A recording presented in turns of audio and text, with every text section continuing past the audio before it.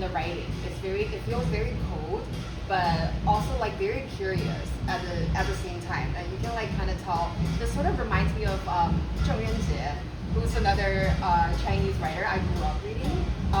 And like it's frequently drawn like this philosophical references. There's crazy video game, movie, Western art references, and with this background music, our conversation is getting a little bit more surreal, which is which feels pretty fitting for this discussion.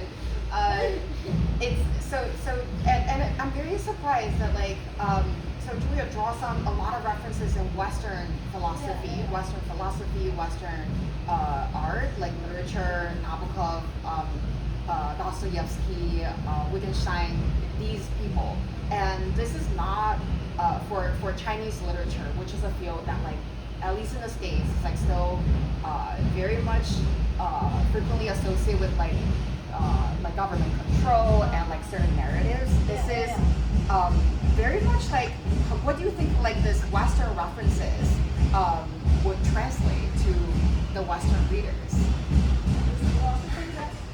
I don't know. Yeah, that's a really good question. Like how because he does a lot of his stories, especially in this collection. They have Western settings, so a lot of them are set in the United States or Europe, and a lot of the characters have Western names, even when the setting isn't completely clear. So I think he's very interested in a lot of like Western tropes. What does it mean to be an individual? What does it like? How much are people willing to sacrifice for wealth or greatness or mastery? So I think that those themes are present, and a lot of them.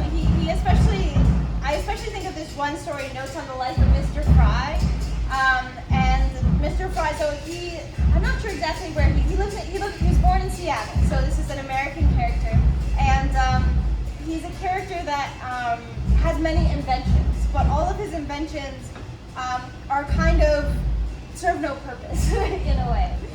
Like he invents a time machine and that can travel into the future, but only in the same amount of time it would take a regular person outside of the time machine to travel into the